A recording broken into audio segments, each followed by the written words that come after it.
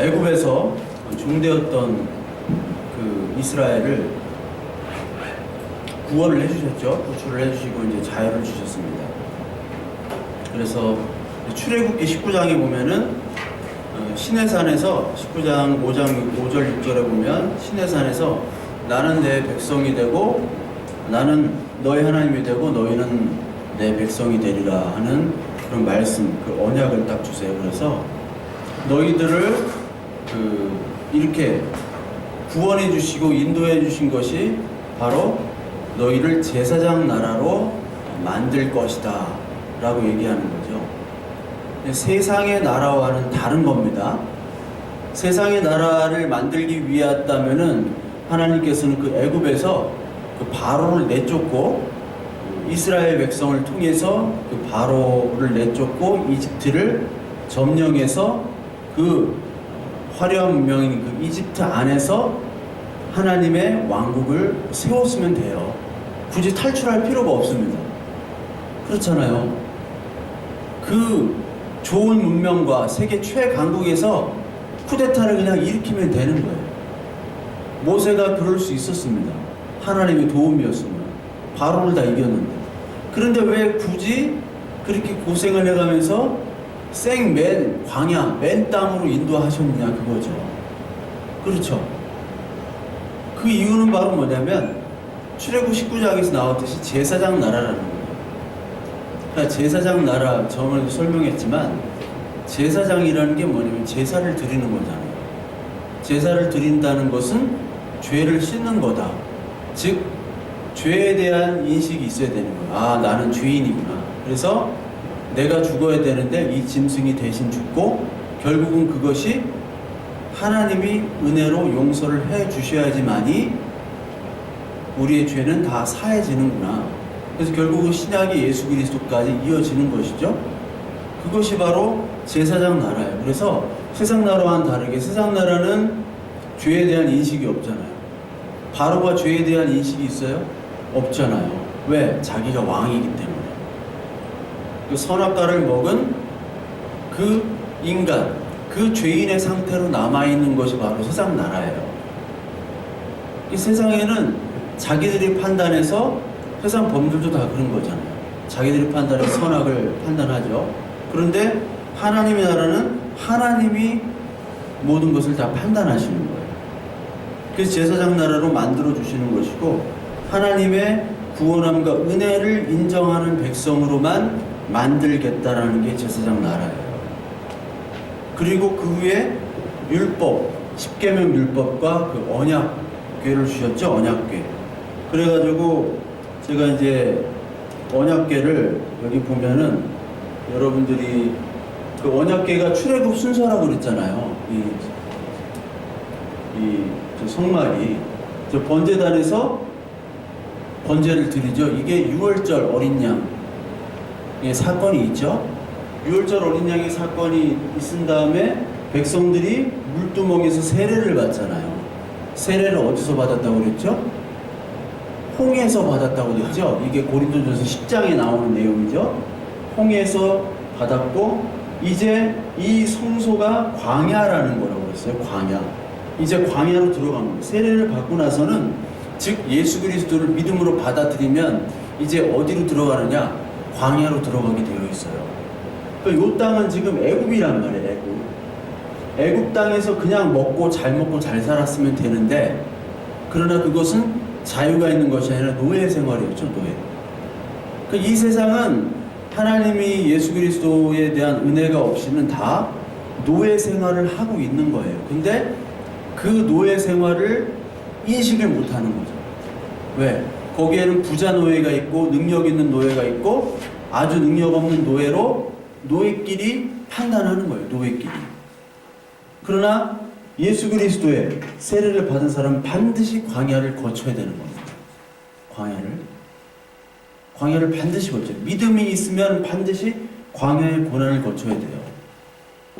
근데 전에도 말씀드렸듯이 이 고난을 자기가 잘못해놓고 한 고난을 갖다가 이게 믿음의 고난이라고 착각하면 안 돼요. 예? 이따 나올 거예요. 아니, 여기를 보면은 베드로서 3장 17절 이런 말이 있어요. 선을 행함으로 고난받는 것이 하나님의 뜻일진데, 이게 광야 생활이에요. 우리가 믿음을 갖게 되면 선을 행하게 되는 거예요. 우리가 도덕 윤리적으로 사는 게 아니라 이미 하나님의 자녀가 되면은 선을 행하게 되는 거예요. 그게 하나님이 판단하시는 선을 행함으로 믿음 때문에 고난받는 것이 하나님의 뜻이에요. 그런데 믿음으로 고난받는 것이 있는가 반면에 악을 행함으로 고난받는 것이 있다라는 거예요. 악을 행함으로 우리가 게으르고 우리가 하나님을 떠나서 자기 멋대로 하면서 이게 하나님의 주신 고난이다라고 착각하는 사람들이 교회 안에 있다고요. 있어요. 그 교회 안에는 하나님의 이름을 가지고 내가 어떻게든지 애국처럼 번영해야겠다 이런 사람이 있는 반면에, 그것도 잘못이지만 나는 자기가 못하고 자기가 잘못한 것을 갖다가 하나님이 주시는 고난이야 라고 착각하는 사람, 이거는 더 잘못이에요. 더 잘못. 그런 인간들이, 그런 분들이 있다고요. 그런 인간들이라고 했다고 우리 엄마가 뭐라고 그래가지고 설교를 그따위로 한다고. 인간들이란 말 쓰지 말라고. 그런 분들이 있단 말이에요. 그거 잘못이에요, 그게. 그래서 이쪽으로 들어가게 되죠. 여기는 지금 안 나오는데 여기에 떡이 있죠. 떡상. 떡이 뭐예요? 만나죠. 만나는 뭐예요? 말씀이잖아요. 내가 생명의 떡이다. 이 예수 그리스도란 말이에요. 이게 성소에서는 이 고난 중에 있지만 선을 행하기 때문에, 우리가 선하기 때문에 선을 행하는 것이 아니라 하나님의 말씀이 있기 때문에 선을 행하게 되는 거예요. 선이 있다라는 거예요. 그리고 등대는 빛이잖아요. 내가 생명의 빛이다. 빛을 계속 얘기하시고 예수 그리스도가 비춰주시는 거잖아. 여기에는 이 등대가 없으면 여기는 깜깜해요. 등대가 있어야 돼요. 근데 이 등불은 어디서 온 등불이에요?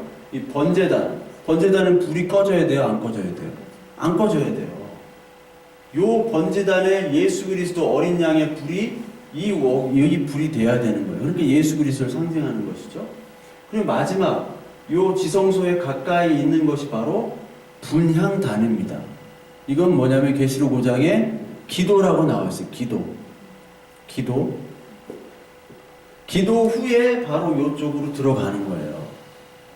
여러분들이 신명기를 보시면요, 신명기를 보면 이 지도를 한번 보겠습니다. 신명기를 보면 신명기가 어디에서 한 내용이냐면 모압이라는 곳이 있죠.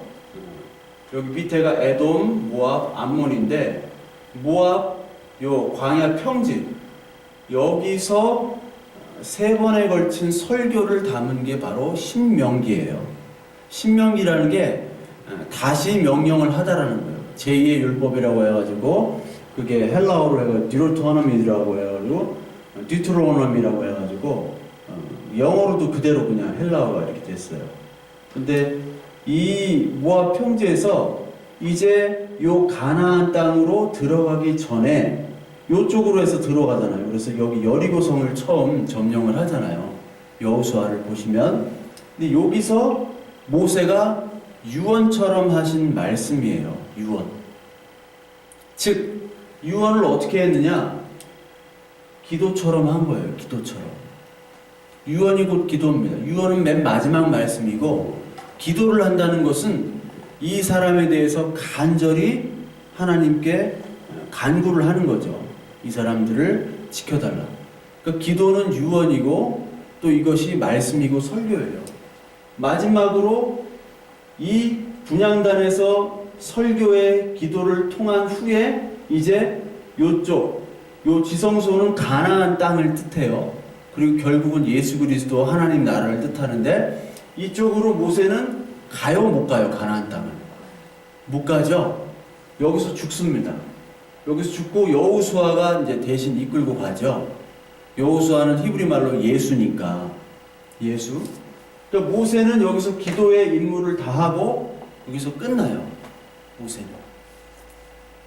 근데 가만히 보면은 모세가 여기서 기도하고 마지막에 죽은 후에 모세가 죽었기 때문에 이제 여호수아를 통해서 백성들이 요 가나안 땅으로 들어가잖아요. 근데 예수님도 마찬가지. 예수님께서 마지막에 똑같은 이 고난, 광야 고난, 예수님의 인생이 바로 이거예요. 똑같아요. 똑같은 인생을 여기 광야에서 하시고 맨 마지막에 예수님께서는 죽으시기 전에, 십자가에 죽으시기 전에 뭐를 하셨냐면 모세와 똑같이 설교와 기도를 하셨다고요. 예수님께서는 설교를 하시고, 예수님의 말씀 복음서를 보시면 설교를 하는 거예요. 그리고 마지막에 기도하시잖아요. 이들이 지금 하는 일을 뭔지 모르고 지금 하고 있다. 용서하여 주시옵소서 하고 돌아가셨잖아요. 마찬가지입니다. 예수 그리스도께서 돌아가셨기 때문에 우리가 이쪽으로 들어가는 거죠. 모세가 죽었기 때문에 이쪽으로 들어가는 거예요. 똑같은 내용이에요.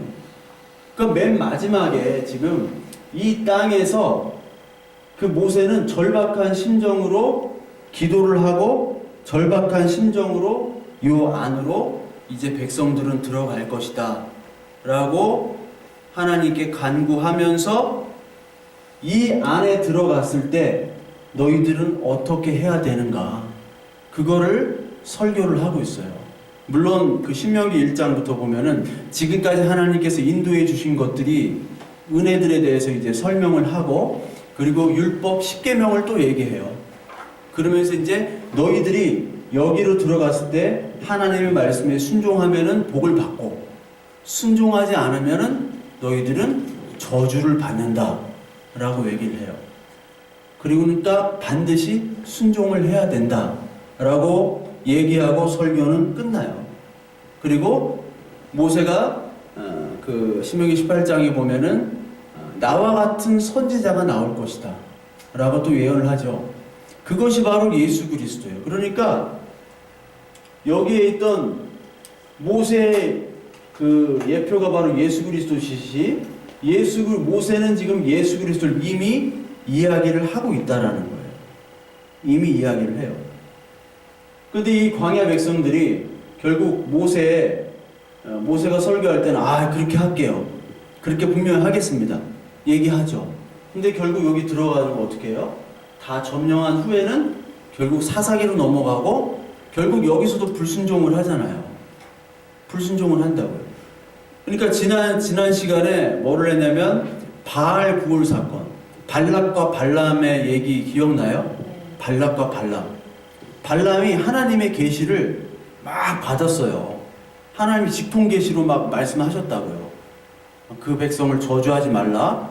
이 백성은 아브라함 때부터 내가 언약으로 축복을 한 백성이다. 네가 어떻게 감히 저주를 하느냐. 그러니까 그 말씀을 듣고 저주를 하려고 해도 점괘가 통하지 않는다 라고 발락한테 얘기해요. 고용주한테. 그렇게 하나님의 계시를 계속해서 받았음에도 불구하고 나중에는 그 받은 돈 때문에 돈에 미혹돼 가지고 결국은 자기가 받은 체험과 증거와 계시, 하나님의 그 섭리들을 다 부인해서 여자들을 꼬여가지고 음행하게 하는 그런 사건을 벌이잖아요. 결국 우리들은 이 발람이란 거예요. 우리들이 바로 이 이스라엘 백성들이 발람이라는 거를 나타내는 거예요. 왜? 우리는 하나님의 은혜와 경험과 말씀과 이런 것들을 다 들음에도 불구하고 어쩔 수 없이 세상의 힘에서 무너질 수밖에 없는 그런 존재임을 다시 한번 나타내는 거죠. 그래서 말씀에 이런 말씀이 있어요. 히브리서 6장 4절에 보면 한 번 빛을 받고 하늘의 은사를 맛보고 성령에 참여한 바 되고 하나님의 선한 말씀과 내세의 능력을 맛보고도, 이런 걸 다 맛봤어요. 맛보고도 타락한 자들은 다시 새롭게 하여 회개할 수 없나니 이는 그들이 하나님의 아들을 다시 십자가에 못 박아 드러내놓고 욕되게 함이라. 즉 이런 맛보고 경험하고 이런 은사들을 받는 것보다 더 중요한 건 하나님의 언약의 말씀에 순종하느냐 순종하지 않느냐, 그것이 더 중요한 거예요. 그래서 이 가나안 땅에 들어갔을 때 그 유혹들이 이제 여호수아 이후에 사사기 때 본격적으로 나타나요. 그러니까 바울도 마찬가지로 많은 동역자들이 있었는데 마지막 디모데후서에서 뭐라냐면 뭐 대만은 세상을 좋아해서 떠나갔고 뭐 이런 말들을 해요. 그러니까 다 떠나가고 디모데 너만 남았고 누가만 남았고 뭐 이렇게 몇 명만 남았다. 그러니까 바울이 그동안 같이 동역하고 같이 정말 그 전도를 같이 했던 복음을 전하는 그 동역자들이 이제 마지막 때는 다 떠나갔다는 거예요. 왜요? 세상을 좋아해요. 발람도 마찬가지죠. 세상의 권력을 좋아했기 때문에, 돈을 좋아했기 때문에 결국은 그런 꾀를 부려서 이스라엘 백성들을 망하게 하도록 유혹을 했잖아요. 사사기에 그런 장면이 또 나오는데 미가라는 집안이 나오거든요. 미가라는 사람이 나오는데 거기에 레위인 하나를 고용해요. 막 떠돌아 다니는 레위인 하나를 고용해가지고 자기 집에 제사장으로 씁니다. 그러니까 레위인을 딱 쓰면은 자기가 복을 받을 줄 알고 자기 집에서 그 레위인을 딱 써요. 그런데 나중에 어떻게 되냐면 미가란 집에 누가 쳐들어오냐면 단지파가 어디 있어요? 여기 있죠, 여기. 단지파가 여기 있어요. 여기가 블레셋이랑 가까운 데예요. 가드의 용병 골리앗. 단지파인데 이 지파의 땅을 이렇게 분배를 받았는데 이 단지파가 이미 분배를 받고서 점령을 하는 거예요. 점령을 하고 분배를 받는 게 아니에요. 근데 이 단지파가 분배를 받은 이 땅에서 단지파가 점령을 못 하겠어. 점령을 하면 되는데 하나님이 그냥 들어가면은 하나님이 주시는데 그걸 믿음으로 못 받는 거예요. 딱 보니까 우리가 지게 생긴 거예요. 그러니까 이 단지파가 어디로 이동하냐면 지금은 안 나오지만 하솔, 메론 여기 나오는데 여기는 그 위로 그 신약에 보면 뭐가 나오냐면 가이사라 빌립보라는 곳이 나와요. 가이사라 빌립보. 그게 마태복음 16장에 뭐를 얘기하냐면 가이사라 빌립보에서 베드로가 예수님께 고백을 하잖아요. 주는 그리스도시요 살아계신 하나님의 아들입니다. 고백한 가이사라 빌립보가 여기 북쪽이에요. 하솔 위에. 여기가 라이스라고 지금 여기는 안 나오는데 라이스. 라이스 알죠? 그 라이스라는 곳으로 가요, 단이. 그래서 여기서 단을 만들어. 단이란 지역으로 바꿔요. 그래서 우리 한국의 지도를 얘기할 때는 한라에서 백두까지 얘기를 하죠. 백두에서 한라까지. 그런데 이스라엘은 단에서 부엘세바까지라고 얘기를 하는 거예요. 이스라엘을 어떻게 얘기하면 단에서 부엘세바까지라는 성경이 나오면 전체 이스라엘을 얘기하는 거구나 라고 보시면 돼요. 왜? 여기 부엘세바와 단은 강수량 250m가 넘어서 밀농사가 될 수 있는 땅을 얘기해요. 여기가 지형적으로 얘기하자 보면 그러니까 단이 이쪽으로 가는 도중에 누굴 만나냐면 레위인을 제사장으로 거들인 그 미가라는 사람을 만나서 딱 보니까 요 단에서 종교 지도자가 없는 거예요. 종교 지도자가. 그 단이라는 곳이 지금 단지파가 그 민수기 26장에 보면은 인구조사를 하는데 64,400명이에요. 64,400명. 64,400명이 이쪽으로 인도하는데 지금 레위인이 미가라는 집안의 제사장이잖아요. 그래서 어떻게 얘기를 하냐면 종교 지도자가 없기 때문에 일단 네가 집안의 제사장이 낫냐 아니면 한 지파의 제사장이 낫냐 라고 얘기를 하는 거예요. 즉 쉽게 오늘날로 얘기하자면 개척교회 한두 명 있는 그런 목사님한테 64,600명이 있는 그 교회에서 이쪽으로 오십시오 하면 어떻게 할까요? 에? 당장 뛰어가겠죠. 나가서 당장 뛰어가겠다. 64,000 한 명이 1,000원씩만 헌금하면 해도 그게 얼마예요? 일주일에. 응? 그 얼마예요? 64,000. 그러니까 뒤도 안 돌아보고 가는 장면이 나와요. 사사기 18장에. 즉 우리는요 육체적인 것, 물질적인 것에 너무 쉽게 흔들린단 말이에요. 너무 쉽게. 너무 쉽게 흔들려서 그냥 다 떠나는 거예요. 그래서 우리 교회에서도 뭐냐면 세상의 힘을 필요로 하고 의지하게 된다는 거죠. 힘이 없으면요, 돈이 없으면 자신의 자존심을 지킬 수가 없는 게 바로 이 세상이잖아요. 예? 자신의 자존심을 지킬 수가 없어요. 여러분 지금 불안하죠? 응? 불안하잖아, 다. 왜 불안해요? 그 불안의 정체는 뭐예요? 예? 불안의 정체. 내 자존심을 이 세상에서 세울 수가 없어. 그렇잖아요. 내 자존심을. 추석날 보면은 다 일가지적 모여보면 잘 나가는 사람이 있고, 못 나가는 사람이 있고, 이 사람 저 사람 다 있잖아요. 그럼 수근수근 되잖아요. 자존감이 떨어져요. 영화 대사에서도 나오지만 돈이 없는 거는 불편할 뿐더러 죄가 돼요, 죄. 그거 자체가. 자존감이 없어져요. 내 존재 자체가 불안해진다고요. 그래서 많은 사람들이 좋은 학교, 좋은 직장, 좋은 결혼들을 놓고 그렇게 기도하는 이유가 뭐냐면 내 자존감을 세워주세요, 하나님. 그거 아니에요? 내 자존심? 세상에서 괄시받지 않고 살게 해주세요. 그거 열심히 기도하잖아요. 막 봉투 내고. 실제로 그렇다고, 실제로. 기도하면 하나님께서 기도만 하면 괄시 안 받게 해주세요, 하나님이?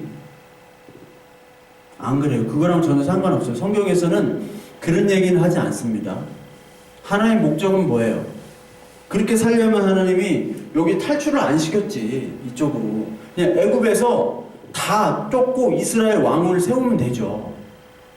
그러면 간편했죠. 뭘 왔다 갔다 40년 동안 광야를 돌려요. 그럴 필요도 없는데 애굽에서 그냥 왕권을 바꾸면 되지, 정권을. 하나님 기도한다고 괄시 안 받게 안 해주세요. 응? 안 까니마 골라 까게는 해주셔야 되는데 까니마 또 까게 해주셔. 이게 하나님이 어떨 때는 너무하다 싶을 때도 많아요. 그런데 그 속뜻을, 그 뜻을 우리는 알아야 된다고요. 그 뜻을. 그 뜻을 모르고 세상 힘만을 의지하는 사람들이 바로 성경, 신약 성경에서 바리새인이라고 하는 사람들이에요. 바리새인. 자, 바리새인들이 유대인이었습니다. 유대인이죠. 자, 여러분 한번 보시면 지금 유대인들이 세계의 최고의 갑부들이고 힘이 있는 사람들입니다. 근데 왜 그들이 이렇게 힘이 생겼느냐? 그들은 2000년이 넘는 시절을 핍박의 시절을 지냈어요. 핍박이었습니다. 그래서 이스라엘 그 유대인 그 핍박의 역사를 읽어보면, 야, 어떻게 2000년 동안 이렇게 핍박을 당했을까? 특히 뭐 주로 유럽에서 핍박을 당했죠. 그래서 유대인들은 게토라고 유대인이 사는 지역이 따로 있어요. 빈민가. 밤에는 못 돌아다니고 낮에만 활동을 할 수 있습니다. 그 유럽의 어떤 도시를 가더라도 게토 지역이 있어요. 게토 지역이. 저는 베니스를 좀 가보니까 거기에 게토 지역이 따로 이렇게 표시가 되어 있더라고요. 그만큼 유대인은 핍박을 받았어요. 근데 유대인이 핍박을 받지 않았을 때가 있었어. 그때가 어디냐면 이슬람이 스페인을 점령했을 때는 유대인은 핍박을 받지 않았어요. 이상하죠? 이슬람이 핍박을 해야 되는데 캐톨릭에서 핍박을 했어요. 개신교에서 핍박을 했어요. 왜 핍박을 했어요? 예수 그리스도를 죽인 족속이라고 핍박을 한 거잖아요. 스페인을 점령했던 그 이슬람 지역에서 코르도바나 뭐 그라나다나 이런 데는 유대인, 이슬람 그리고 캐톨릭까지 수용을 했어요. 캐톨릭까지. 굉장히 평화로운 시대였습니다. 그런데 1492년도에 이제 스페인에서 이슬람 세력들이 다 쫓겨나게 돼요. 전쟁이 져가지고.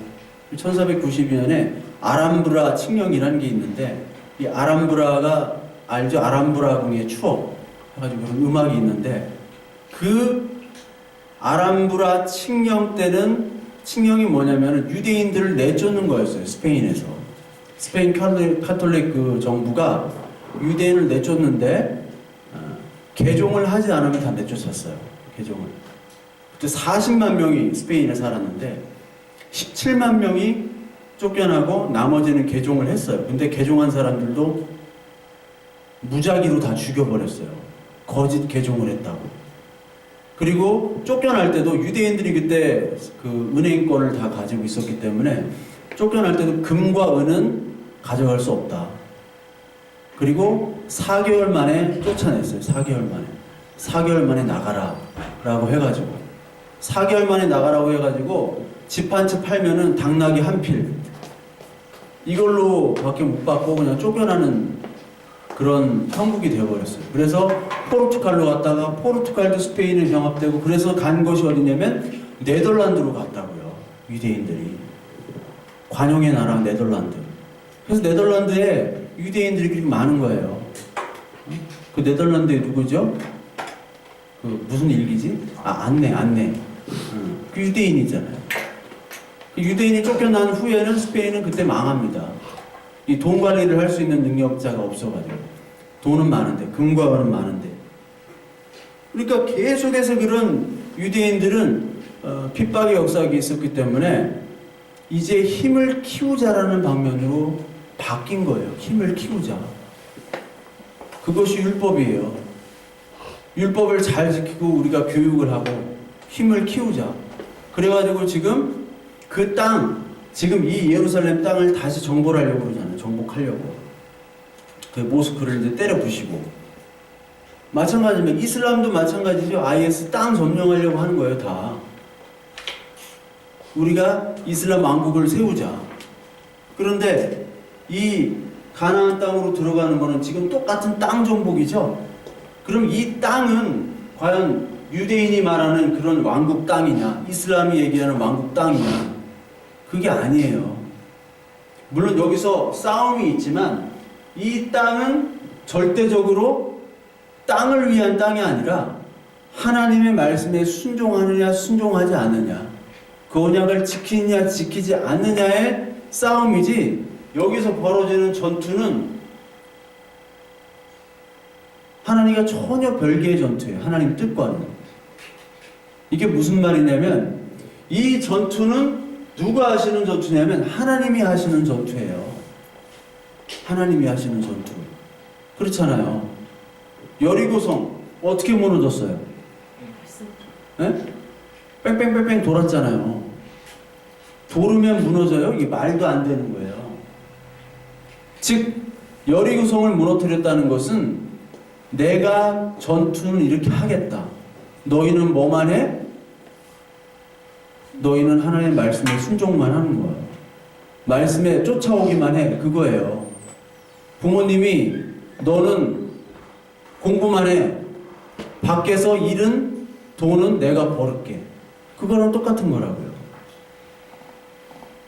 그런데 하나님을 잘못 이해하게 되면은 어떻게 되냐면 내가 저 전투를 해야 되는 거예요. 내가 전투를 하는 거예요. 내가 전투를 해서 여기를 다 얻었으면은 내가 잘나서 내 힘으로 하게 된다는 거예요. 그렇게 된다는 거예요.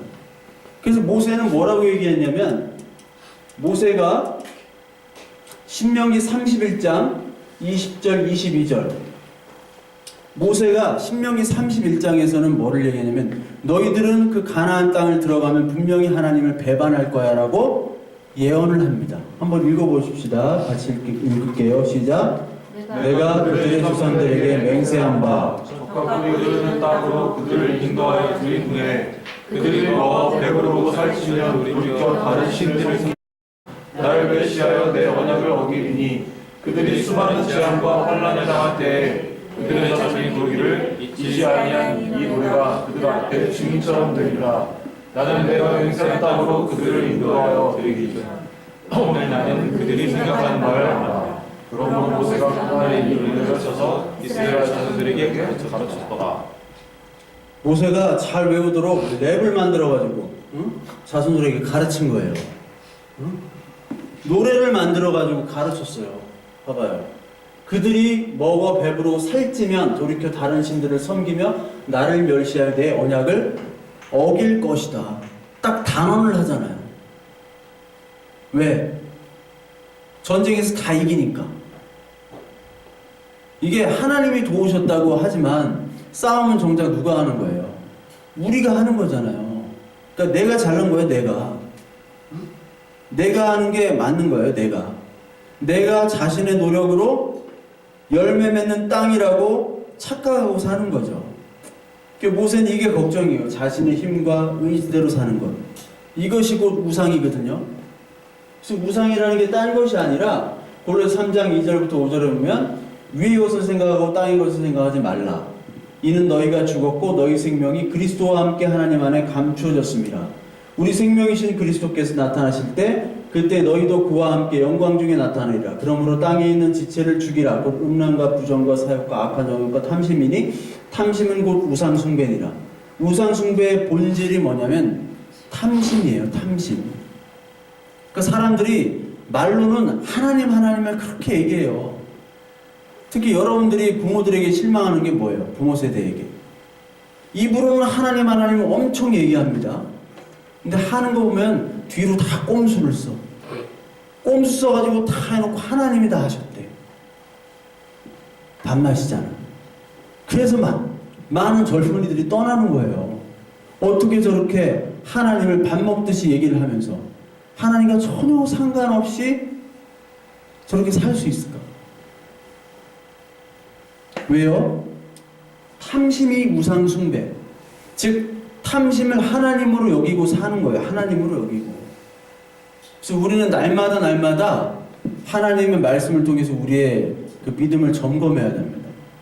근데 말씀을 통해서 점검해야 되는데 그 말씀 자체도 우상이 될 수가 있는 거예요. 기도도 우상이 될 수도 있고 내가 우상이 될 수도 있고 그리스도란 단어, 하나님이라는 단어도 우상이 될 수 있는 거예요. 내한테 내가 원하는 걸 줘야지만 하나님이지 내가 원하는 걸 주지 않으면 하나님이 아니에요. 그게 돼버렸다고요. 그게.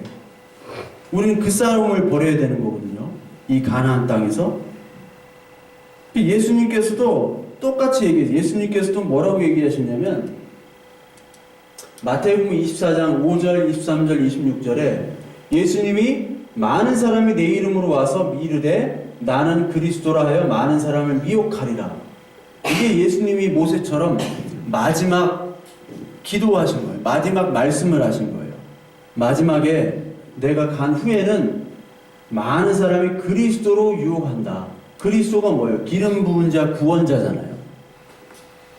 이 세상에 하나님이란 단어는 그냥 한 단어인데 내가 생각하는 하나님이 다르고 제가 생각하는 하나님이 다르다니까요. 네가 생각하는 구원자가 다르고 내가 생각하는 예수 그리스도, 그 그리스도 구원자가 다른 거예요. 사람이 너희에게 말해도 보라 그리스도가 여기 있다 혹은 저기 있다 해도 믿지 말라. 어떤 사람이 하나님의 역사는 이러고다 저거다 이거다 저거다 말씀하시고 믿지 말라. 사람들이 너희에게 말하되 보라 그리스도가 광야에 있다 하여도 나가지 말고 보라 골방이 있다 하여도 믿지 말라. 이 말씀을 하신 거예요. 그리스도가 곧 우상이다. 너희가 생각하는 그리스도. 마가복음 13장에도 똑같이 나온 많은 사람이 내 이름으로 와서 이르되 내가 그래야 많은 사람 미혹하리라. 거짓 그리스도들과 거짓 선지자들이 일어서서 이적과 기사를 행하여 할 수만 있다면 근데 할 수 없다라는 거죠. 택하신 자들을 미혹하려 하리라.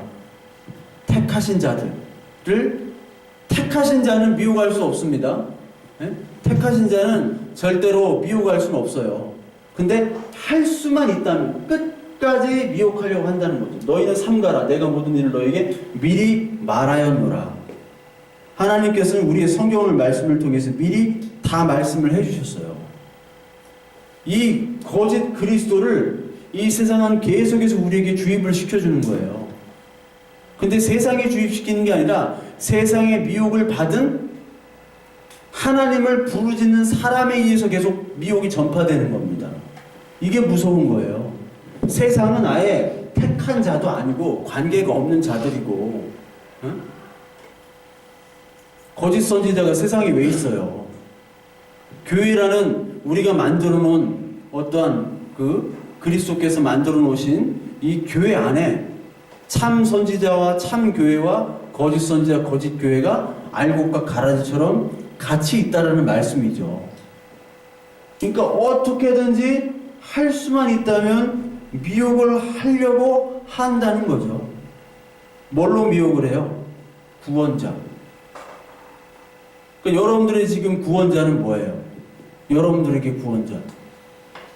각자 다 다르잖아요. 자식이 없는 사람은 자식이 주는 게 구원자고, 취직이 안 되는 사람은 취직하는 게 구원자고, 응? 결혼 못한 사람은 결혼하는 게 구원자고, 응? 빚 있는 사람은 빚 갚는 게 구원자고, 그것을 줄 수 있는 사람이 다 구원자예요. 그때그때마다 달라요. 그때그때마다. 저 군대에 있을 때 산악 장애물 훈련 같은 걸 했는데 새벽 5시부터 깨가지고 전투복 20벌을 든 군장을 가지고 이제 2시간 동안 뛰어요. 근데 5시 일어나기 전에 뭐를 체크하냐면 불침번한테 야, 비 오냐 안 오냐 그거부터 물어봐요. 비가 오면 훈련 안 하거든. 비 오다가 훈련하면 떨어져 죽어요. 그 장애물에서. 비 오면 안 해. 비가 그 새벽에는 구원자예요. 근데 어떤 때는 목사님이, 그 사단의 어떤 목사님이 우리 초코파리를 들고 오신다는 정보를 입수했어. 그때는 불자들도 우리 목사님 언제 오냐. 근데 목사님이 안 왔어. 이 목사 이거 그 다음부터 그냥 목사야 그냥. 우리보다 급한 사람이 어디 있다고. 딴 데 가서 볼일 본다고. 날마다 바뀌고, 우리가 나한테 뭔가를 주면은 그때 구원자고 하나님인데, 나한테 뭔가를 안 주면은 아무것도 아니라니까요. 이게 무슨 신약이고 이게 무슨 언약이에요. 그러니까 날마다 점검을 해야 된다고요. 하나님이 과연 왜 언약으로 여기까지 광야로 그 40년간 고난의 세월을 보내게 하셨을까? 그 속마음이 뭘까? 신명기는 그 속마음을 사랑이라고 얘기해요. 사랑. 하나님의 마음은 사랑인데 우리는 그 사랑을 이해할 수 없는 거예요. 그러니까 힘든 거예요. 그 사랑을 이해하면 그것이 복이고, 하나님이 함께 하신다면 그것이 축복이고, 그것에 감사를 해야 되는데 그게 이해가 안 되는 거지.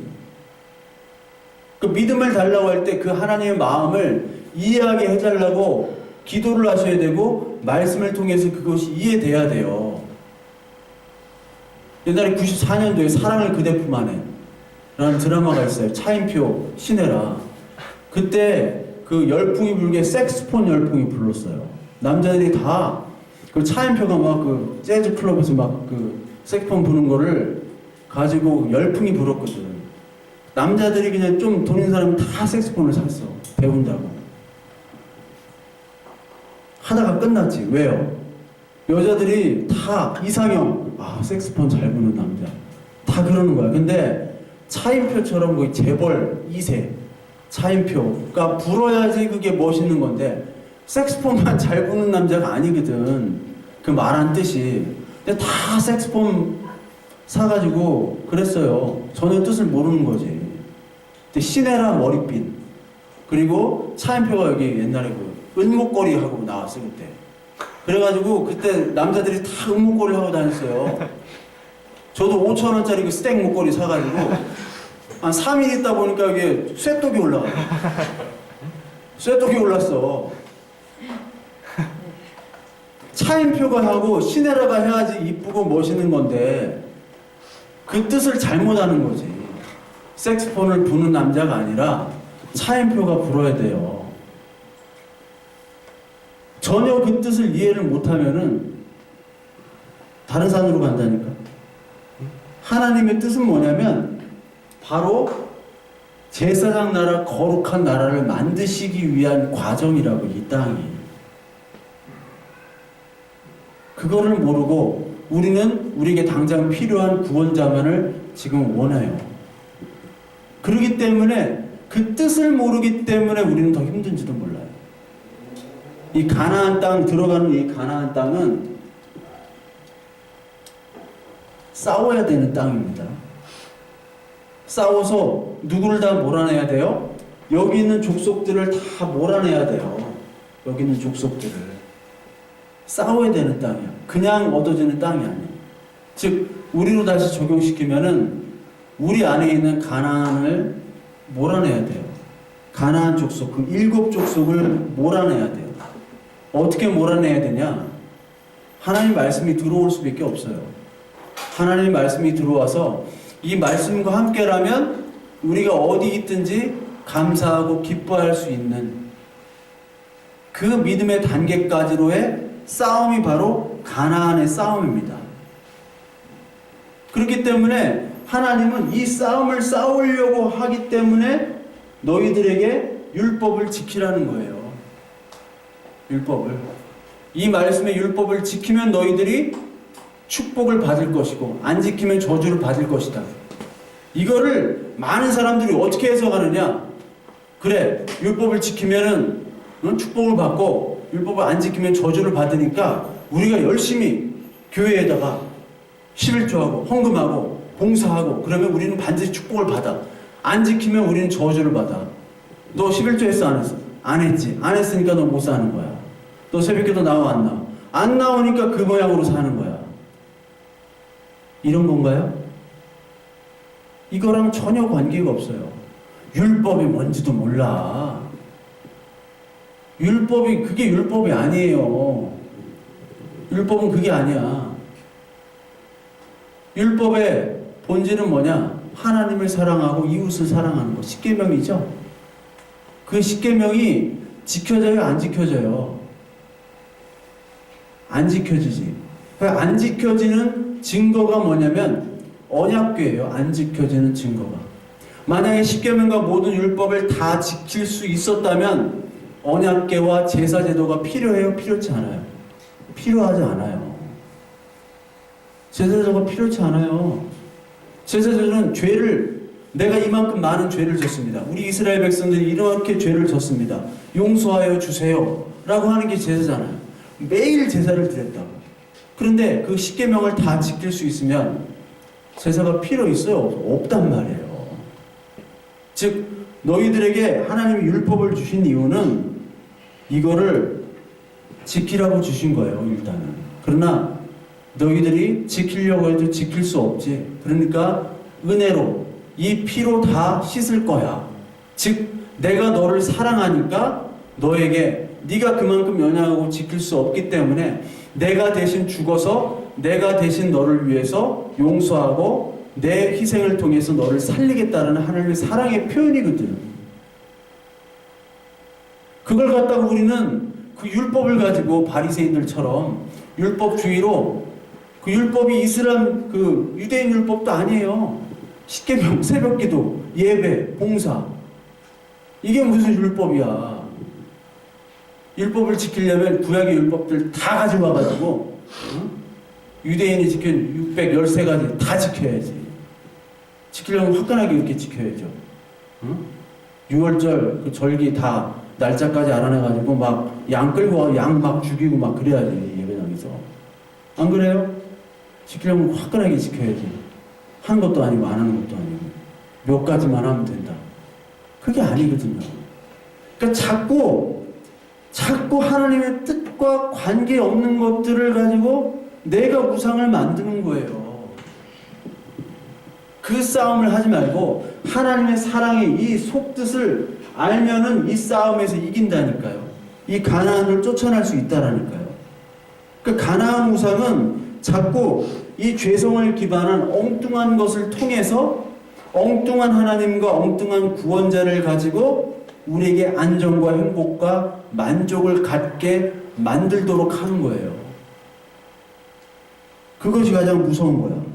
그러니까 지금 우리가 생각하는 것, 가장 무서운 것은 뭐냐면 지금 내가 이 싸움에서 과연 어떤 지금 상태에 있는가? 나는 가짜 기쁨과 참 기쁨을 구분하는가? 진짜 하나님의 말씀을 가지고 내가 정말 참 기쁨, 참 믿음을 가지고 있는가? 이거를 날마다 확인하셔야 되는 거예요. 그것이 하나님의 뜻입니다. 그래서 가나안 정복 때 여리고 들어갔을 때는 하나님이 하시죠. 근데 아이성에서는 실패하잖아. 왜 실패했다고 그랬어요? 너희들 거룩하지 않기 때문에. 아간이 죄를 범했기 때문에 이 여리고에서 아간이 죄를 범했기 때문에 그 아이성에서는 실패하잖아요. 그 뜻이 뭐냐? 탐심, 즉 그 우상숭배. 골로새서 3장 5절에 나오는 탐심은 우상숭배다. 그 탐심 우상숭배를 제거해야지만이 진짜 하나님의 은혜와 하나님이 나타나서 이 가나안 정복이 가나안 7 족속들이 다 우리 안에 있는 그 족속들이 물러나게 된다는 것들을 하나님이 말씀을 통해서 우리에게 교훈해 주시고 계시는 거예요. 여러분들의 지금 우상 뭡니까? 여러분들의 우상 아까 얘기했죠. 다 있을 거예요. 다. 또 여러분들의 우상 중에 하나 아까 처음에 얘기했듯이 여러분들이 받는 고난이 믿음의 고난이라고 착각하는 사람들이 있어요. 그거 큰 문제예요. 자기가 잘못해놓고 이것이 믿음의 고난이다. 착각입니다. 그리스도를 믿으면 고난이라는 게 가난이다. 내가 가난하게 살아야 된다. 의롭게, 너무 의롭게 가난하게 살아야 된다. 이것도 착각입니다. 이것도 우상이에요. 민주화 투사들이 막 불 지르고 분신 자살하고 뛰어들고 그것과 똑같은 겁니다. 똑같은 죄예요. 그것도 우상일 수가 있어요. 그러니까 우리 안에 있는 깊은 우상이 뭔가 그거를 가나안 7 족속이라고 생각하고 그걸 끄집어내는 그런 작업들이 바로 이 인생에서 해야 될 싸움입니다.